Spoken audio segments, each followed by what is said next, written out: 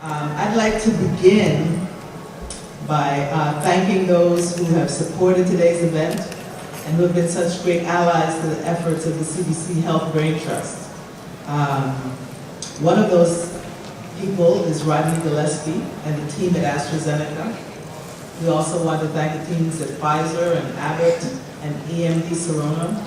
And while you hear from representatives from some of our supporters as the day progresses, I'd like to invite one such supporter of today's Health Brain Trust, Rodney Gillespie, whose impressive bio sketches in your folders.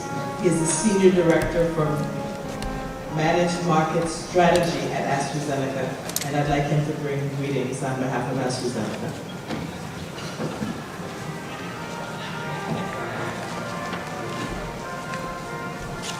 Thank you, Congresswoman. Appreciate it. Hey, good morning, everyone. Good morning. How are you today? Great. Wonderful day today. And as Congresswoman Christensen said, my name is Rodney Gillespie, and I'm going to speak to you today on behalf of AstraZeneca. There's a few things I want to share with you today. It's been more than a decade since Congress first officially acknowledged that this country faces challenges in ensuring that minorities have access to health care. Yet still, despite that, minorities have poorer health outcomes and consistently receive lower quality care, regardless of factors such as insurance and income. And as you probably see in some of the statistics that you have a chance to come across, it remains mind-boggling. But we hope that the recently passed Patient Protection and Affordable Care Act will have a significant impact on these statistics. But in order to do this, we must remain focused on how this piece of legislation is implemented. Which brings us to the topic today, rallying the nation's health equity ambassadors, working together to ensure appropriate health care reform implementation. So for me personally and for my colleagues at AstraZeneca, working together with external stakeholders to help people receive the best possible health care is what we strive to do each and every day. And in fact, if you look at the mission of AstraZeneca, one of the things that it says is ensuring that patients get access to health care and making a meaningful difference in patient lives. But we recognize we can't do that with just medicine alone. And we recognize that we have to partner with others around critical issues that affect our community. When we understand that there are gaps that continue to exist within healthcare, and we need to try to find solutions and identify them so we can close those gaps. Some of those things are from helping patients around the country access our medicines, AstraZeneca medicines, through our prescription assistance program, but also working closely with key organizations. And one of the oldest organizations of African American physicians that you're familiar with, NMA, we've worked very closely with them to partner around having diverse members in our clinical trials. We recognize that true progress in healthcare can only be made better through deeper connections and collaboration with all stakeholders. So we are committed to partnering with organizations like the CBC Health Brain Trust and the Congressional Black Caucus Foundation to accomplish this goal. It's a very important part for us. And we also look to the works of Congresswoman Christensen on this topic and truly congratulate her for establishing the Health Equity Leadership Commission. And as you may be aware, this will ensure that the provisions of the Patient Protection and Affordability Acts are accomplished, and it serves to eliminate the health disparities and help foster health equity in the implementation of healthcare reform. So Congresswoman Christensen, we applaud you for your continued efforts to develop these partnerships with very diverse groups. We see you reaching out to community organizations and the government, of course, and academia and industry and civil societies as well, just to foster that partnership, because only through partnership with all will we really accomplish these goals. So no doubt, it's going to remain a critical and a challenge for this country to implement healthcare reform. But as you're aware, the law is really just the first step. It's the first step forward for patients. It's the first step forward for science. It's the first step forward for innovation. And we all must continue to work together to institute a kind of healthcare reform that includes all Americans. And those approaches will enhance health outcomes. It'll help to prevent chronic diseases. It will protect and reward innovation. And of course, very importantly, reduce healthcare disparities. It's a mission of mine. It's a mission of AstraZeneca, and I'm sure it's a mission of yours as well. So thank you, and I look forward to working with each one of you throughout the day. Thank you, Mr. Gillespie. And I want to just once again thank all of you and applaud all of you who are here today. I know that sometimes you might feel like your efforts and the time you've put in with us may go unheard, but please know that your support of our efforts, your insights, your perspectives, all that you bring each time that we have a Health Brain Trust, it has not only been heard and welcomed, but has really been pivotal to the success of anything that the Congressional Black Caucus has been able to do in healthcare. This is quite a historic time and a time of great opportunity. With the enactment of the Patient Protection and Affordable Care Act, we are moving into a whole new era of healthcare for this country. And so when we planned this Health Brain Trust, I knew that the most important thing for us to do today was to focus on the implementation of healthcare reform. In reviewing the health equity provisions in PPACA, the Patient Protection and Affordable Care Act, from the data collection, workforce diversity provisions, the anti-discrimination provisions, to the strengthening of community health centers, the Office of Minority Health and our minority serving institutions, to the elevation of the National Center to now a National Institute at NIH, the community health worker provisions, to more equitable treatment of U.S. territories and health care quality assurance measures. I knew that it was important for us to highlight these provisions to an audience who we consider our healthcare ambassadors, our health equity ambassadors. Because when President Obama signed the historic healthcare reform into law, we all got a new charge to ensure that these provisions not only are planned, but get implemented and funded appropriately and adequately. As everyone in this room knows, these provisions, in tandem with the consumer protections and access expansion measures, must be planned and implemented appropriately, because those at the receiving end of them, racial and ethnic minorities, low-income populations, and rural populations, have historically been left out and underserved by the nation's healthcare system for far too long. These provisions have the potential to close so many of the pervasive and problematic access, quality, and health status and outcome gaps that leave our nation's most vulnerable individuals without care and coverage, in poorer health, and more likely to die prematurely during what should be the most productive time of their lives. So while these provisions won't go back and change past wrongs, they can change lives and transform lives going forward. They can give a voice to those who are voiceless. They can give a face and a name to the formerly faceless and nameless. And if implemented appropriately, they can ensure reliable access to quality health care to those who have been uninsured and underserved and unserved. To bottom line it, they are the provisions that will make healthcare reform a reality for all Americans and not just a fortunate few. They will make the right to healthcare, make healthcare a right, as it has always should have been, not a privilege for the few. At this point, and we thank you for your involvement and your support and your advocacy to get us to this point. At this point, I'm going to introduce our moderator for the first panel. I had a lot more to say, but we're running. I want to make sure we stay on time and really get to the meat of the matter today. And our moderator for the first panel is Daniel E. Dawes, Esquire. He's a healthcare attorney and manager of federal affairs and grassroots network at the Premier Healthcare Alliance in Washington, D.C. For the last year, he's worked very closely with the White House and Congress and chaired the National Working Group on Health Disparities and Health Reform, a group comprising of over 250 national organizations and coalitions to ensure that healthcare legislation included health equity provisions to reduce disparities in health and healthcare.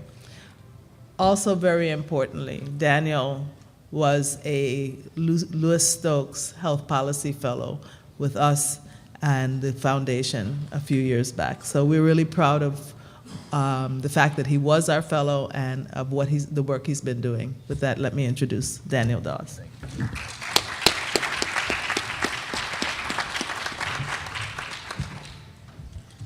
Congresswoman Christensen, thank you so much for that kind introduction. Good morning, everyone. Welcome to our first session on the landmark health reform law. I want to thank you all so much for coming out today. My name is Daniel Dawes, and I have the great pleasure of moderating today's discussion. Before we begin, I just want to quickly thank Congresswoman Christensen and Britt Weinstock, her Director of Health Policy, for convening this very important and timely session on the health reform law. In fact, next week, Thursday, will be the 6-month anniversary of the passage of the law, and it's a time where we'll see many of the major health insurance provisions going into effect, as well as other provisions. I also want to thank our distinguished panelists for joining us today, and I'll be introducing them to you shortly. The purpose of today's briefing is to get a better understanding of the health reform provisions that have already been implemented and those that are expected to be implemented next year. In your packets, just want to bring your attention to one item in particular. We have a chart. It's a side-by-side chart. It's a health equity chart that we developed looking at many of the health equity provisions in health reform. And it's sort of to help serve as a guide and help you figure out, especially where the grant programs are, where in HHS these will be coming out of. And that's actually part of a larger compendium that we are developing with the Congressional Black Caucus Foundation, which should be published shortly. That one is sort of a consumer guide to help consumers, researchers, academics, business owners, et cetera, understand many of the larger provisions as well as the more targeted health equity provisions. So please be on the lookout for that. That I've been told should probably be out by next week, if not by the end of this month, and you can contact the CBCF for that. And there's also a great resource that Dr. Smedley's organization did, and I know Dr. Andrulis is a co-author of that. It's on the PPACA. You should have that on your seats as well. So very, very good resources there for you. At this point, I'd like to turn your attention now to our distinguished panelists who are among the most knowledgeable and respected experts in their fields. We are certainly fortunate to have these gentlemen update us on their efforts to implement many of the health equity provisions. They'll basically be setting the stage for the rest of the day by providing us an overview of some of the critical provisions in health reform. And their full bios are in your packets, so I won't go through them. As you can see, we have a full program today, so to ensure that we hear from all our panelists, we'll take questions at the end when the speakers have concluded their remarks. Our first presenter is Dr. Dennis Andrulis. He's a senior research scientist at the Texas Health Institute. Dr. Andrulis will discuss major health reform provisions that have been implemented and those that will go into effect very soon. He'll also focus on the health equity provisions that are coming up. Dr. Andrulis will then be followed by Dr. Garth Graham, who's the Deputy Assistant Secretary for Minority Health in the Office of Minority Health at the Department of Health and Human Services. Dr. Graham will discuss his plans regarding the reduction of health disparities and the implementation of those provisions of the law that fall under his jurisdiction, focusing, of course, on the elevation of the Office of Minority Health to the Office of the Secretary. And then to conclude our panel discussion, we'll hear from Dr. John Ruffin, who is the director of the National Institute of Minority Health and Health Disparities at the National Institutes on Health. And I think I can safely say, right, National Institutes now? Not National Center anymore? Okay, great. So please join me right now in welcoming these gentlemen. Dr. Andrulis. It's a pleasure and a privilege to be back with you again. This is about the fourth or fifth time I've spoken in some conjunction with you all, and This time in particular, it's on a topic that's near and dear to all of us. This has also been a labor of love for us to put this together over a period of time, and we've been able to do this with guidance and with thanks to the Georgia Center for Political and Economic Studies for their faith in us in working over a couple of years to follow both the Republican and Democratic platforms and then to monitor implementation and the discussions around health reform. My charge today was to talk around and in terms of issues of what's being implemented now, what's being implemented over time. I think the general conclusion really to date is that there's much work to be done. It's a matter of becoming and being. You know, there's an large evolutionary step that needs to be taken here after much has been documented and much has been written. And that's what I hope in the brief time I have here I will convey to you, that there's much work to be done, as you well know.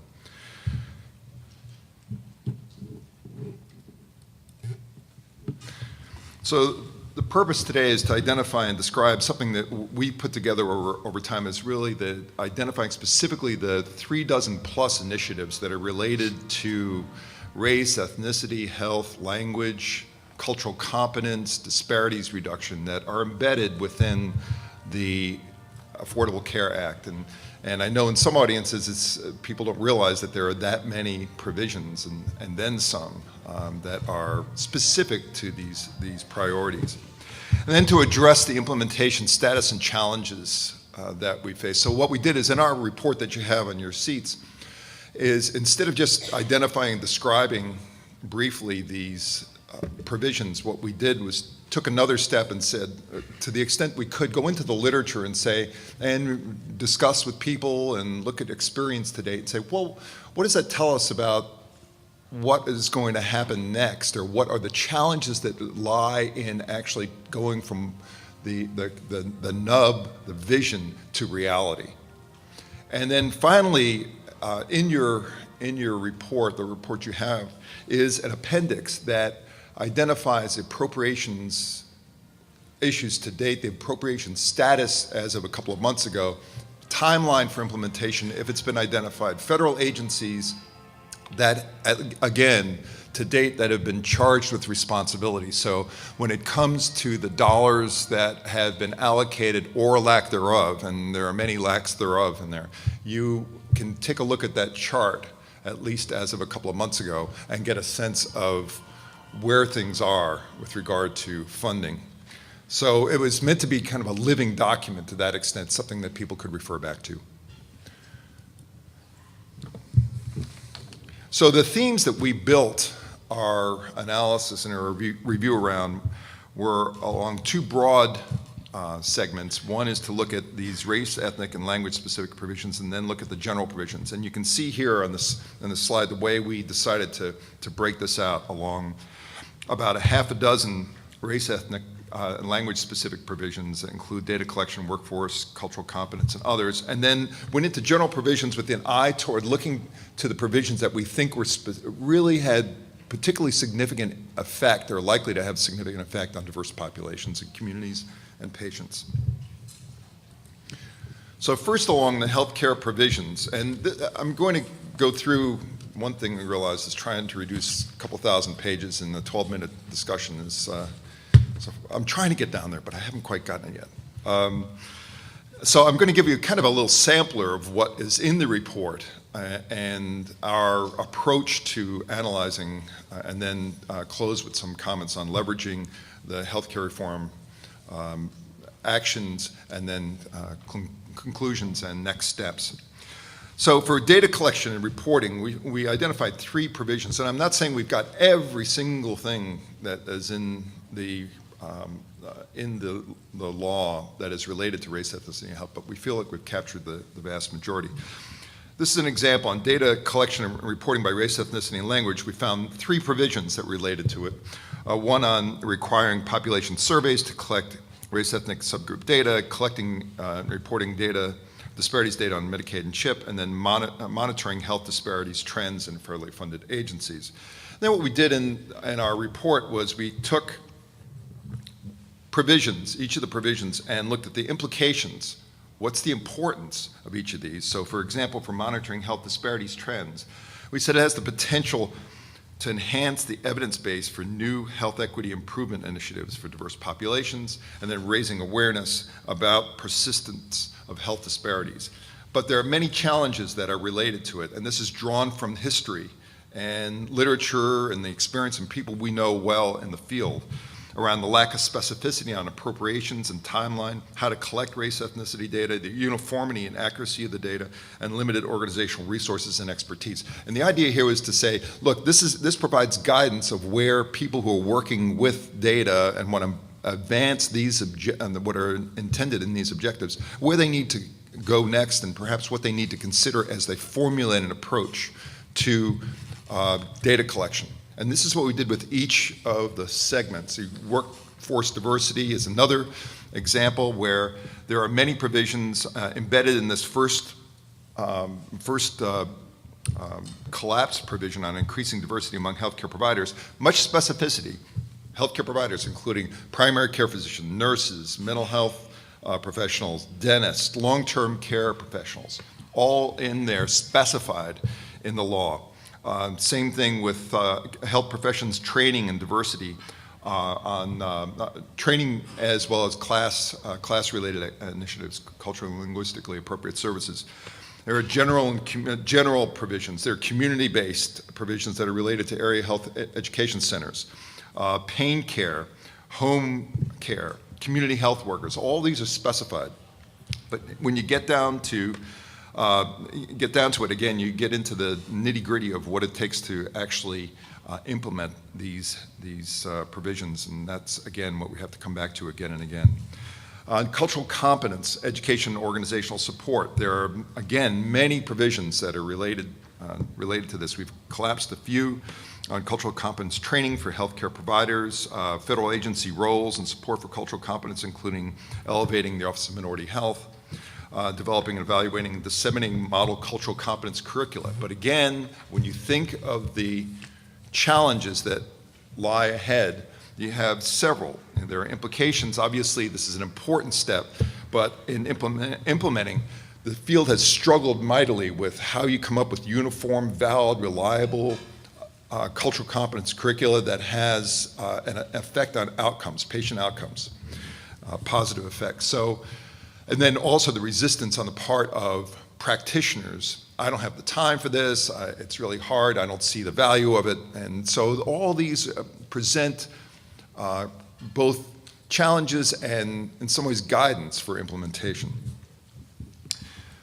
Health disparities research. There are the PCORIs, the Patient Outcome Research Institute, to examine health disparities through comparative effectiveness research.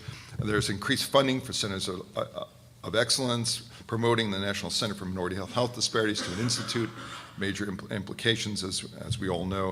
And then supporting research on topics or disparities in cultural competence. And here we get into, again, some specificity on collaborative research to include cultural competence, disparities in postpartum depression, disparities in pain management and treatment.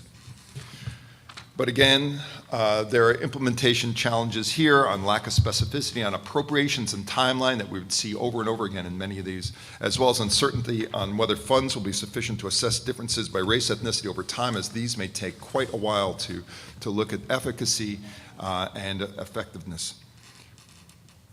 Health disparities initiatives in prevention. Again, you see here oral health specificity and standardizing drug labeling, maternal and child home visiting, and others.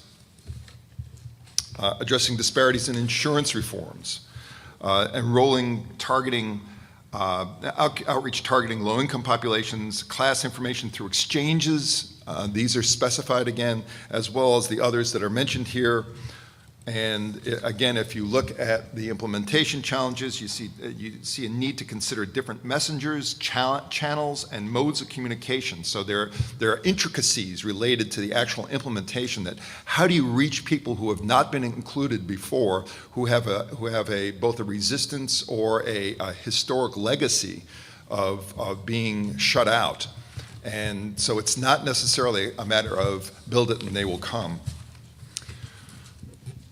Moving to general provisions, there are a whole set of general provisions that, again, are in the report, and I won't spend time going through them other than to note the way we've broken it out and the number, as you can see here: health insurance reforms, improving access to health care, quality improvement, cost containment, public health initiatives are all specified in here. And within public health initiatives, if I just take a second here, you have, again, the implementation challenges on the need to ensure that cultural and linguistic appropriateness of prevention programs and measurable objectives are included in these initiatives specifically. On social determinants of health, you have health impact assessments, community preventive service task force, and others that have been included in here. And again, this is a classic issue of lack of specificity, much lack of specificity in implementation that exists here.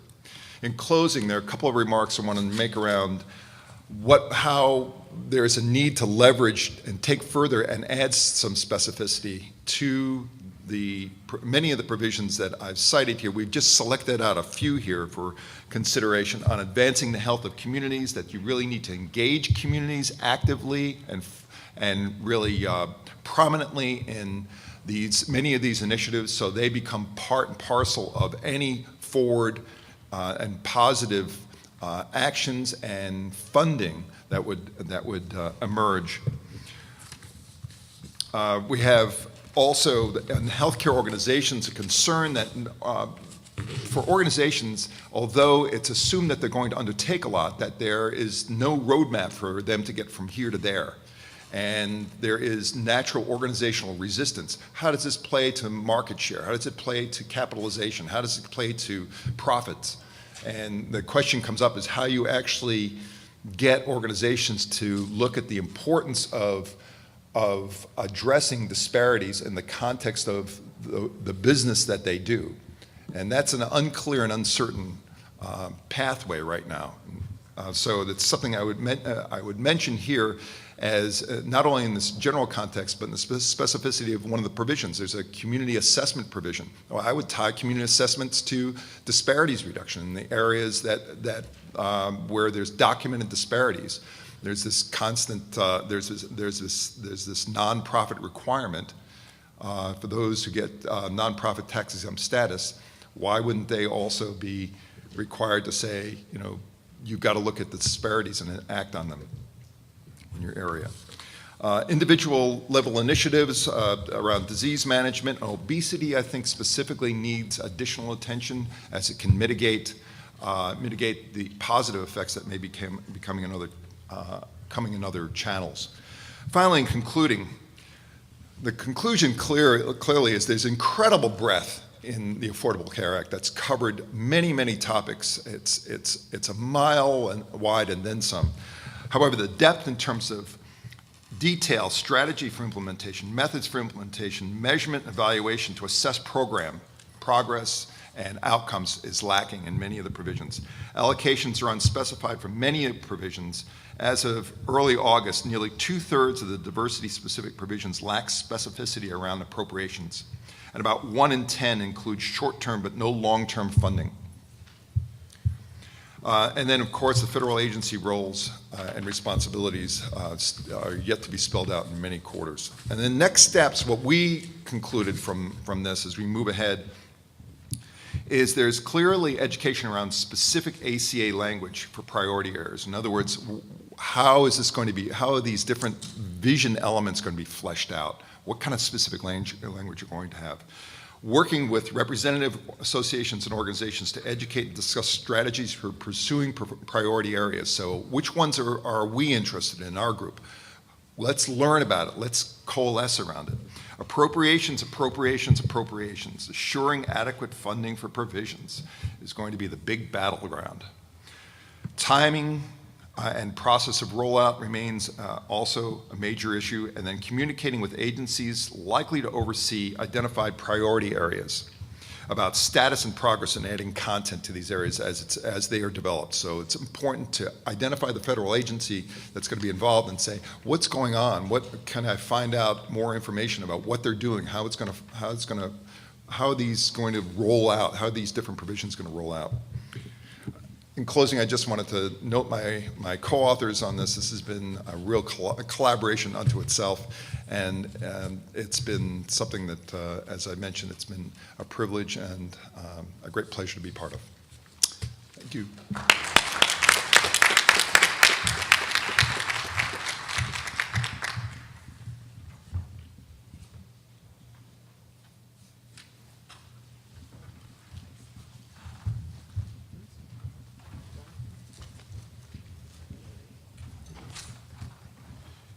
Good morning. I want to take a second to recognize, obviously, the leadership of Congresswoman Christensen and her staff in putting this together. I also want to recognize my colleagues who are on this panel, Dr. Ruffin, who is, I always say, is a colleague in arms, if not my mom used to always call friends who are too close rascals. But if not a co-rascal along with me in terms of making sure that we move forward on some of the issues that Dr. Androulis talked about. I'm going to identify where we are in the process from the Department of Health and Human Services perspective. I also want to acknowledge something that Dr. Androulis closed with, which I'll take as the beginning point for my discussion here over the next 10 minutes. One is this issue of public education. Unfortunately, one thing that was not included in the Affordable Care Act was a huge public education campaign. There's a lot of work that's been going on. There's a lot of things that have been occurring within the department, and many of us who are busy working on these things, sometimes we don't have the time to make sure that we're adequately educating and making outreach to pertinent folks within the community, as well as folks within pertinent areas of the healthcare sector, to educate you all on where we are with many of these provisions, because I can certainly say that there is a tremendous amount of progress. In fact, in the time that I've been within the Department of Health and Human Services, I've never seen so much done within 6 months, and I'll never see so much planned for another 6 months. So there are many sleepless nights, many weekends lost, many families wondering where some of my colleagues are, and that's because we've been busy at work. But we want to make sure that we articulate this is a starting point and not an ending point. And for those of you who have been working on health disparities for a number of years, understand the role that insurance plays, understands the role that data collection plays, but also understand where some of the other ingredients in terms of social determinants of health and some of those other important ingredients in terms of how we move forward. So, and we're very clear that we view this as a significant starting point. We're very clear that we understand that there are things that we need to do on our end, but we also want to make clear that this is not the end-all, be-all, and this won't be the overall 100% solution for health disparities, but I got to say it's a great start. And why is it a great start? Well, as many of you know, health insurance, if we're just going to take just the health insurance component of the Affordable Care Act, without going into some of the other key ingredients, health insurance is a key component in any quiver, in any armamentarium for dealing with health disparities. We know from looking at the Institute of Medicine report, and we know from looking at various articles that have been published by all kinds of different researchers that health insurance is a key factor for the reduction of health disparities.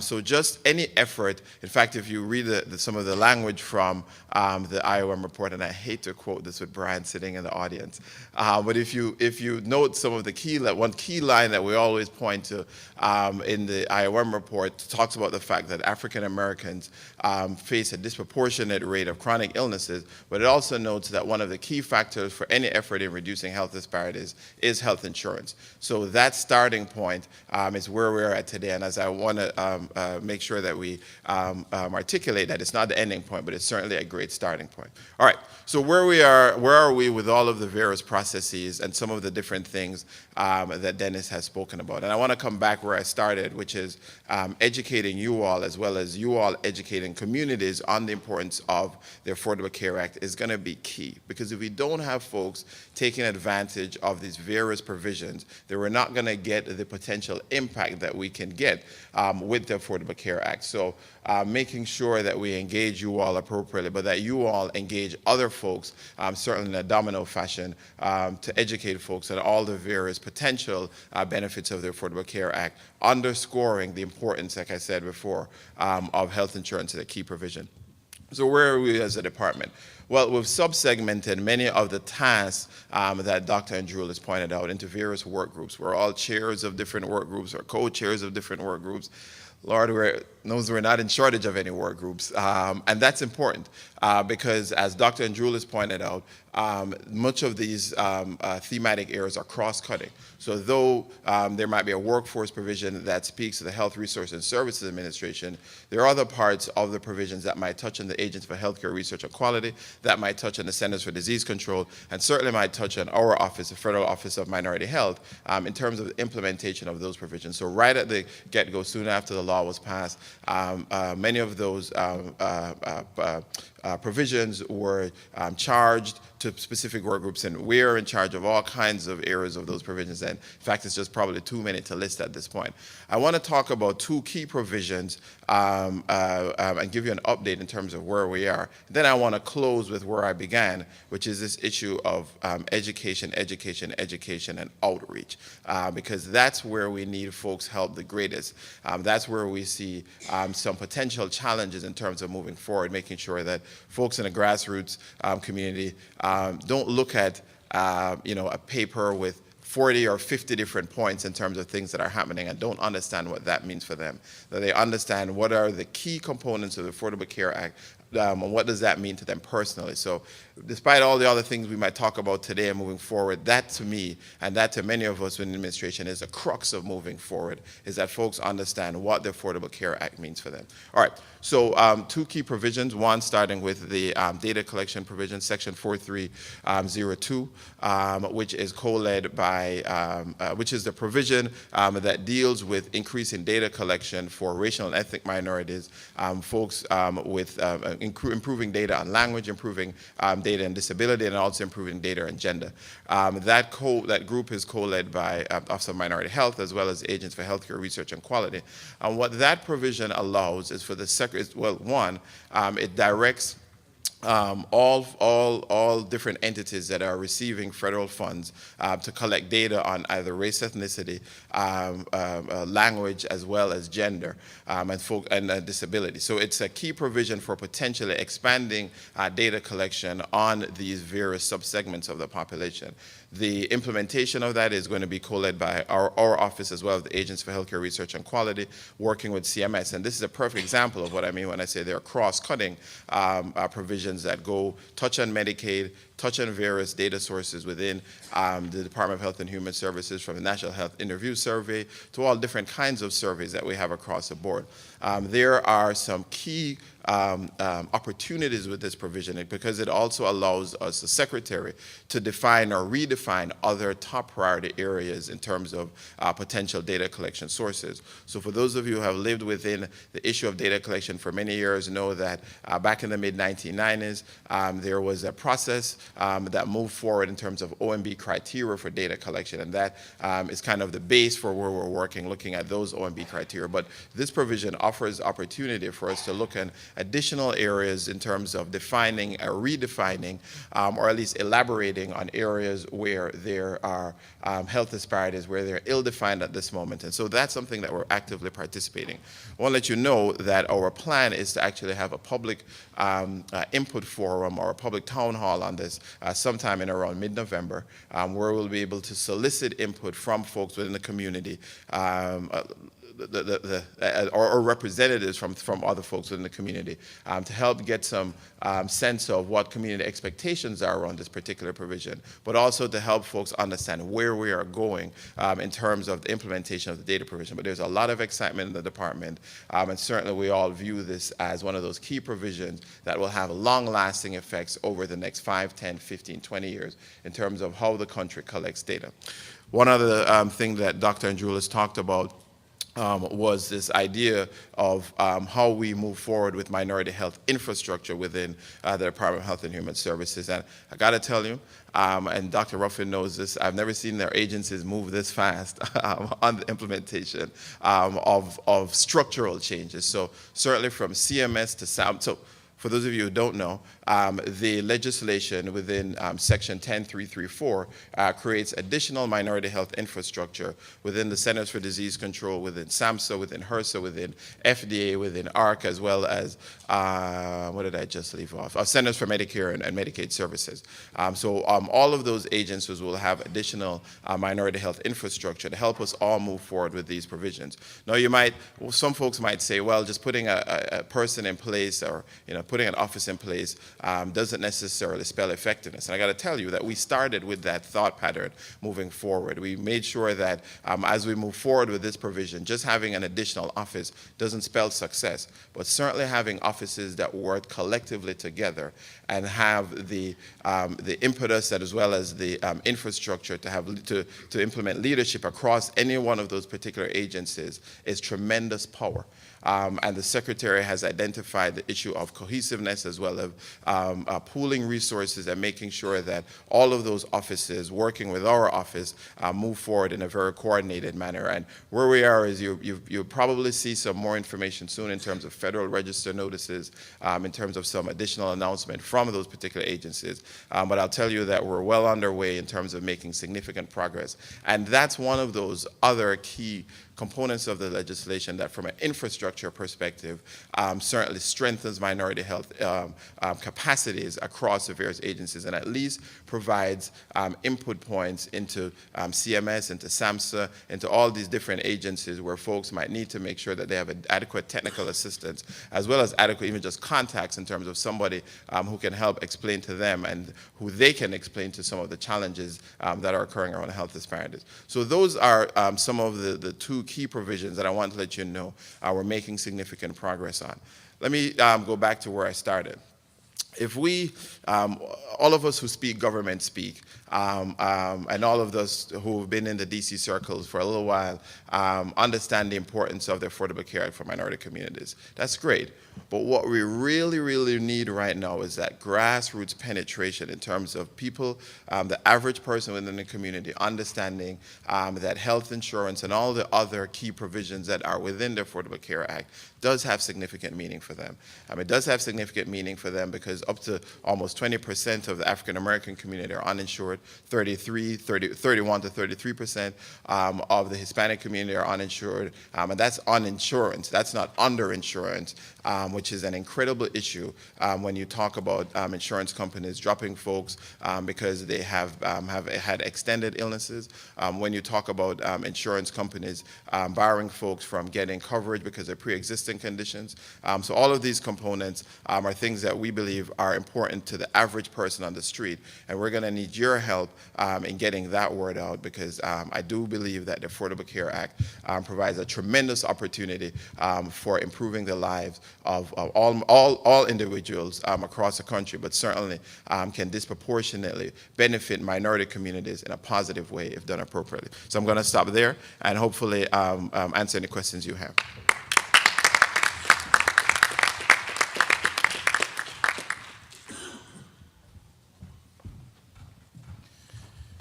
Good morning. Actually, I want to add my thanks also to, and actually, if I stop at 2, I could spend perhaps all of my 10 minutes thanking individuals as well as collectively groups that have done so much as it relates to all of what we're doing, not just simply the elevation of what was the National Center on Minority Health and Health Disparities to now take the C out and substitute it for an I, the National Institute on Minority Health and Health Disparities at NIH. But I think there are some that we do have to single out. I certainly want to single out the CBC for all of what they have done, but the Tri-Caucus and all. But I'm going to take the liberty, though, of thanking one person absolutely in particular, and that is Congresswoman Christensen. And I have to do that because I can tell you one of the unique genes that she obviously possessed. And that is that a lot of us talk about minority health and health disparities, and in many circles that I've had to operate in, they've brought up the issues. But it's not just bringing up the issues, it's about the stick-to-itiveness. It's about sticking with that issue until something is done about it. So you can always bring it up. You know, you can be at a hearing and you hear that something came up, and then the hearing is over, and then we all leave, go back to wherever we are in our little silos, and nothing else happened until there's another hearing. Not so with Congresswoman Christensen. The work really begins after the hearings, and I want to thank you for all of what you've done, because I don't believe, single-handedly, I don't believe that we would have accomplished at least the elevation of the Center to an Institute were it not for her help. And I think we ought to applaud her for that. The other message that I want to bring to you before I tell you a little bit about our vision for the new institute is that I spent a lot of time in the communities, both at the universities and then on reservations and other places, talking to various groups about minority health and health disparities, and having them talk to me about their issues and what they see as gaps in their communities that need to be addressed. And I think that with the elevation of the Center to an Institute, it's interesting to listen to their perception. Their perception and the message that they no doubt would have me bring back to all of the people that you just heard me thank is that to them, the Congress has made them a priority. That's important to them. Now, I use the word priority because I think in many circles that I operate in also, you talk to different people and you say, you raise the question, you say, well, are you interested in minority health and health disparities? And I can tell you most often, no matter who you're talking to in those communities, and these are people, mind you, who can make a difference, the response generally is yes. In other words, what person today would say that minority health and health disparities is not of interest to them? Not many. But you have to phrase that question a little bit differently. Ask those same individuals who could make a difference, is minority health and health disparities a priority for you? Because it's when it's a priority that it becomes different. When it's a priority, you don't have to worry about whether the resources is going to accompany the legislation. Okay? It means that the resources are going to be there for programs. It means that the resources are going to be there for people. It means the resources are going to be there for the space necessary to do whatever is there. So what they recognize in the community is what we need to recognize in general, and that is that they feel that by just simply changing the name from Center to Institute, a message is inherent in that yes, the Congress at least see us as a priority and want to make something happen as a result. I think the other message, before I get to my message, is that something else has happened in my 20-plus years now at the National Institutes of Health, which I think is very important. And that is that as we look, and I'll just piggyback on Gart's last comments about the various agencies that are now being formed in various parts of the government, the different infrastructure that is being put in place, is that one of the things that we have learned is that health disparities is so complex. That's the lesson learned. It is not just about biologics, okay? It is not just about cultural competence. It's not just about racism. It's about all of those things. And if you pigeonhole us into these little categories, and put us over here at NIH and say, okay, go on and tingle glassware and do whatever you have to do about research, and we don't pay any attention at all to the social, economic, and other aspects of health disparities, we'll never, ever get our arms around this issue. But what has happened is that we've learned now to come out of our silos. We've learned how to connect the dots. Garth and I work very, very closely together on the various aspects of things. Garth didn't mention, but Garth, maybe when you get a chance, you should mention the FCHDR. Because this is a federal collaboration now where we have now engaged the State Department, Transportation, all of the various aspects of government to say, what are you doing about minority health and health disparities? Don't tell me that transportation can't do anything. Well, I tell you why, because we are now spending a lot of our time in rural America. When you go to rural America and you talk about getting from point A to point B, by the time somebody gets from point A to point B, they're half dead, if not dead. So all of these things impact health disparities, and it's going to take all of government working together to sort of make this happen.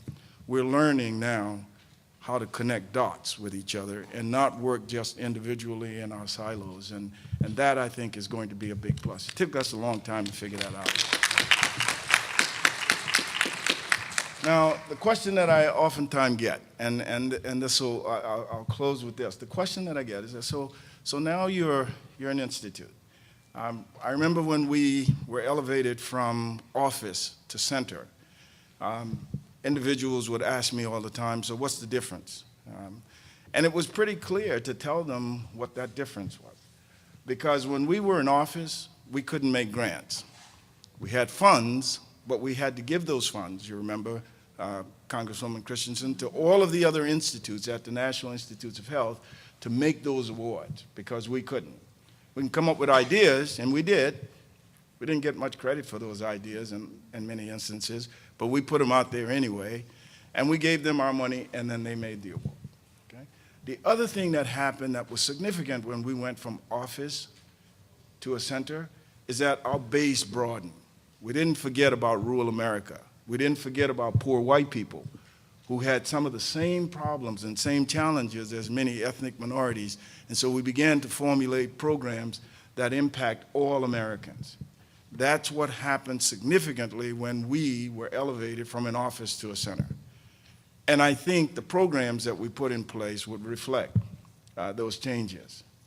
Now we become an institute. What's the vision? What are the things now that we can expect from this new institute? Well, let me put 3 things on the table for you, and then with a little bit of time, I'll run through it really fast about what would come under each of those categories. The first thing that we want to do is that we do not want to forget about Public Law 106525. That was the law that actually elevated us from an office to a center. And the way I would couch that is that what we want to do, first of all, is to protect our achievements, okay? Not let anything happen to our achievements. I mean, those centers of excellence that we have now spread throughout the country, don't want to forget about those. They weren't created by our elevation to an institute, but they're there, and we want to make sure that we protect them. The CBPR, the Community-Based Participatory Research Program, with communities now involved in what we do. In fact, we have about 40 community-based participatory programs around the country, and at least 11 of those programs are run by community organizations, not by academics, with the community-based part of it being a sub-project of it, but actually a community organization applying to the National Institutes of Health for a grant to do something in its community. That's unusual.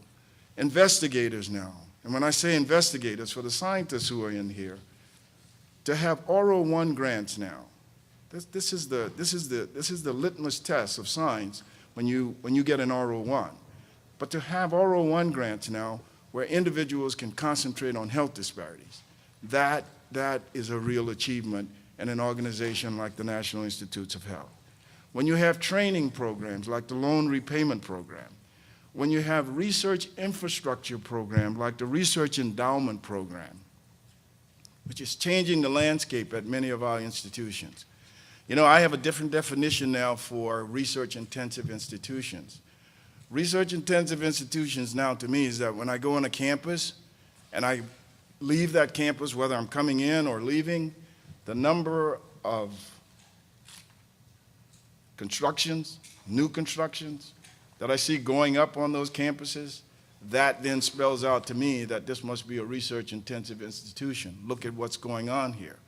Many of our institutions, and I'm talking about historically black institutions, I'm talking about other minority-serving institutions around the country, they too must experience those kinds of explosions so that they can do the kind of research that is important to those institutions as well. So what I'm saying to you is that under just that category of protecting our achievement, we have to make sure that we don't go backwards. When I'm out in the community and I talk to folks, here's what they say to me. John, you remember that program that we used to have at the National Institutes of Health that used to do X, Y, and Z that was working so well? That program is now gone. So we have to worry a little bit about maintaining and keeping those programs. So quickly, because I'm told I have just about 3 minutes, we have to protect our achievement. The second thing that you will see us spending a lot of our time on as a new institute is confronting new challenges. And what I mean by confronting these new challenges is that there are things that we don't even think about that happens that we need to be involved in. For example, disasters.